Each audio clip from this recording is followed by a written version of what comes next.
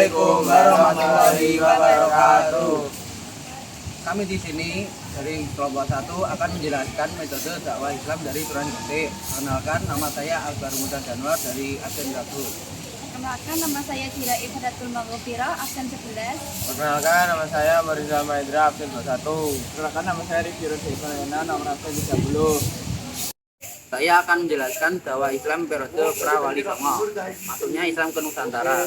Diperkirakan sudah terjadi sejak abad ke-7 Masehi melalui para pedagang Arab yang menjalin hubungan perdagangan dengan wilayah Indonesia.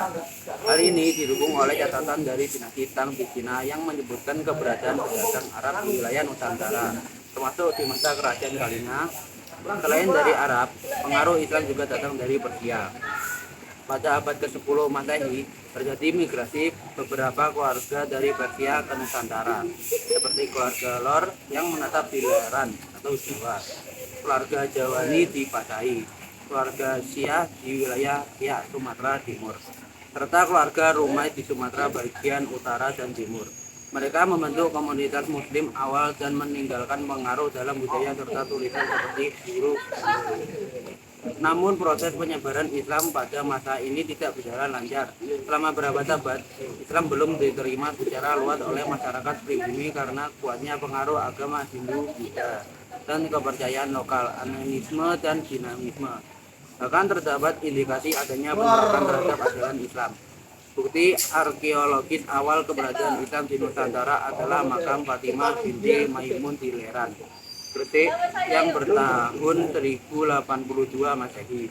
Makam ini menjadi salah satu bukti penting bahwa Islam sudah ada di Jawa sebelum masa Wali Songo. Meskipun demikian, perkembangan Islam masih terbatas pada komunitas kecil hingga menjelang abad ke-14 dan 15. Ketika muncul tokoh-tokoh penyebar Islam yang lebih aktif.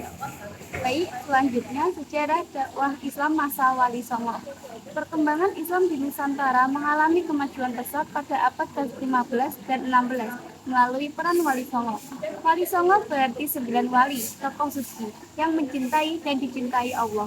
Mereka bukan hanya tokoh agama, waliullah, tetapi juga pemimpin masyarakat, waliul amri, yang memiliki pengaruh besar dalam kehidupan sosial dan politik. Para wali Songo berperan penting dalam menyebarkan Islam di Pulau Jawa, terutama di wilayah pesisir hingga pedalaman, seperti Cirebon, Demak, Kudus, Gresik, Surabaya, Tuban, dan daerah lainnya. Mereka menjadi tokoh yang dihormati dan diikuti oleh masyarakat karena sikapnya bijaksana, ramah, dan penuh toleransi. Keberhasilan Wali Songo dalam berdakwah tidak lepas dari pendekatan yang mereka gunakan, yaitu tidak memaksakan ajaran Islam, melainkan menyesuaikan dengan budaya lokal. Mereka memanfaatkan kesenian dan tradisi yang sudah berkembang, seperti wayang, gamelan, tembang, serta adat istiadat, lalu memasukkan nilai-nilai Islam ke dalamnya. Proses ini disebut akulturasi dan asimilasi budaya. Dengan cara tersebut, masyarakat tidak merasa asing dengan ajaran Islam, sehingga proses islamisasi berlangsung secara damai dan sukarela. Hal ini menyebabkan Islam berkembang pesat dan secara perlahan menggantikan dominasi budaya Hindu-Buddha di Nusantara.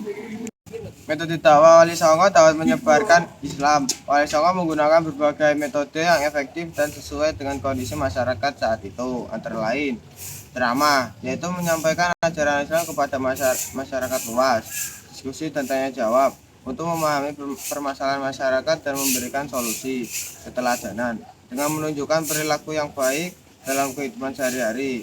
Pendidikan, melalui pendidikan pesantren sebagai pusat pembelajaran Islam. Ekspansi dakwah dengan mengirimkan utusan ke berbagai daerah di luar Jawa, kesenian dan budaya seperti wayang, gamelan, dan syair yang berisi ajaran Islam.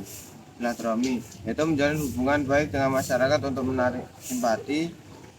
Metode-metode tersebut menunjukkan bahwa dakwah Wali Songo dilakukan dengan penuh kedamaian, tanpa paksaan, serta menghargai tradisi dan budaya lokal.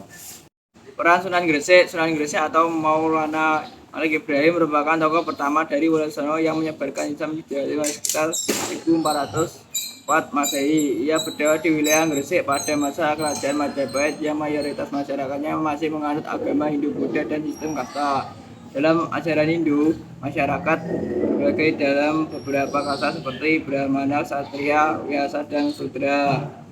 Kasta Sudra merupakan rakyat biasa yang sering mengalami ketidakadilan. Melihat kondisi tersebut, Maulana Malik Ibrahim menyebarkan agama Islam yang menekankan kesetaraan derajat manusia tanpa membedakan kasta.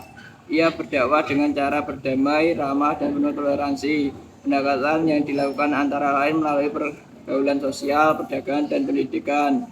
Ia juga mendirikan pesantren untuk mencetak kader dakwah. Selain berdakwah kepada masyarakat, biasanya ia juga menjalin hubungan dengan kalangan bangsawan dan bahkan bertemu dengan Raja Majapahit. Meski raja tidak masuk Islam, Maulana Malik Ibrahim tetap dihormati dan diberi izin untuk menyebarkan Islam.